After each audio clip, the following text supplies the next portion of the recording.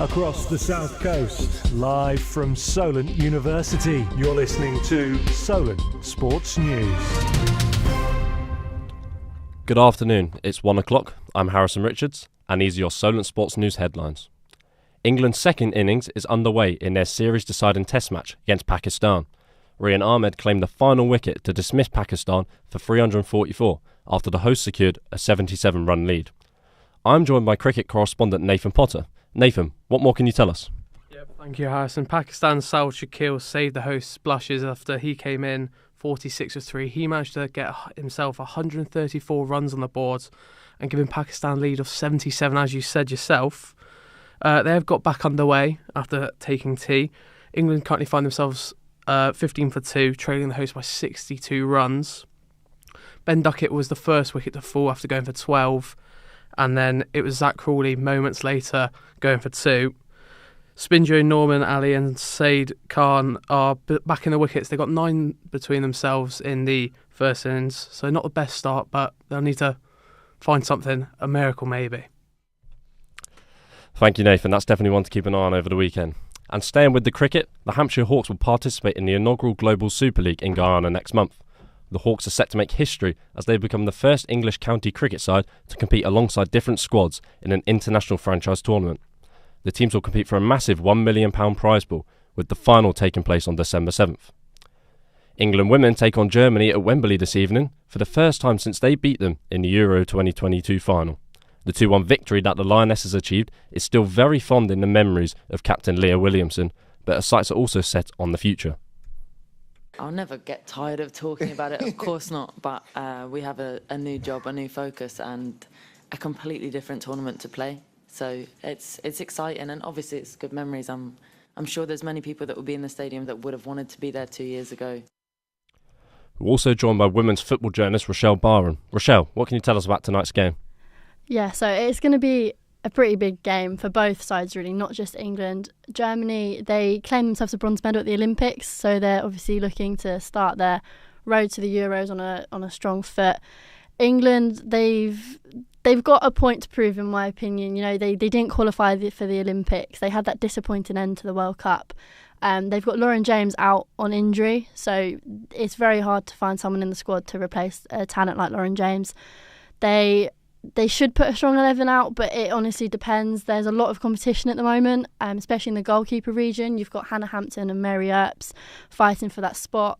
In the defence, again, you've got Leah Williamson, Millie Bright, Alex Greenwood, which are all playing brilliantly for their clubs.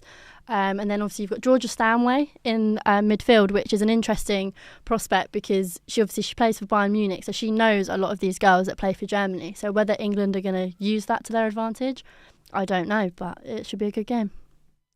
Thanks for that insight, Rochelle. Now to the Premier League, and Southampton are in action again this weekend as they travel up north to take on Manchester City.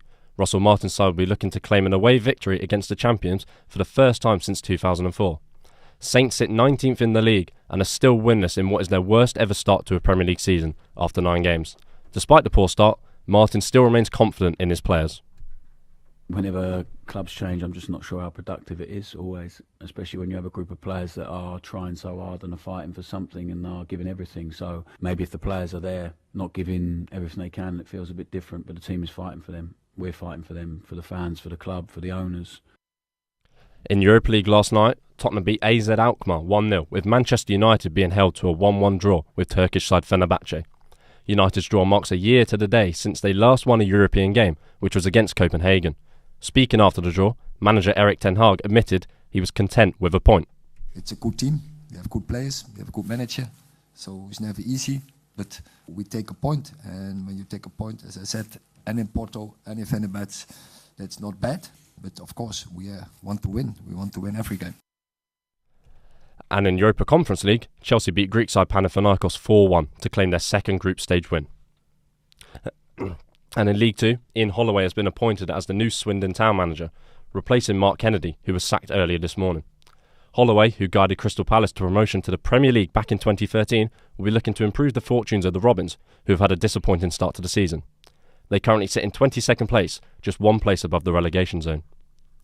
A hearing will take place at 9:30pm today, following McLaren's appeal against the penalty Lando Norris was given at the US Grand Prix. The 5-second penalty was added to Norris's race time, demoting him to 4th place, behind championship leader Max Verstappen. Norris is just 57 points behind Verstappen going into the Mexican Grand Prix this weekend with 5 races remaining. In Rugby League, Castleford Tigers have appointed former assistant manager Danny Maguire as their new head coach on a 3-year contract. The former halfback replaces Craig Lingard, who was fired on Monday. Now on to darts. The European Championship got underway yesterday and there's already been some big upsets. Daryl Gurney beat 7-seed Gerwyn Price 6-3, whilst Michael Smith whitewashed the informed Dave Chisnell 6-0. The tournament continues with world number 1 Luke Humphries in action against Nathan Aspinall. We are now joined by darts correspondent Jamie Oleshinsky, who's here to tell us about the darts content coming up. Jamie, what can you tell us? Yes, thank you, Harrison. Well, there's a lot of darts action tonight. Peter Wright, defending champion plays Jermaine Matamena. That's the big tie of the evening.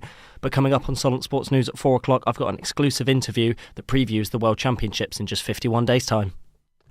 Thanks, Jamie. That's all from us now. I'll be back in an hour. For more news, check our website, solentsportsnews.com.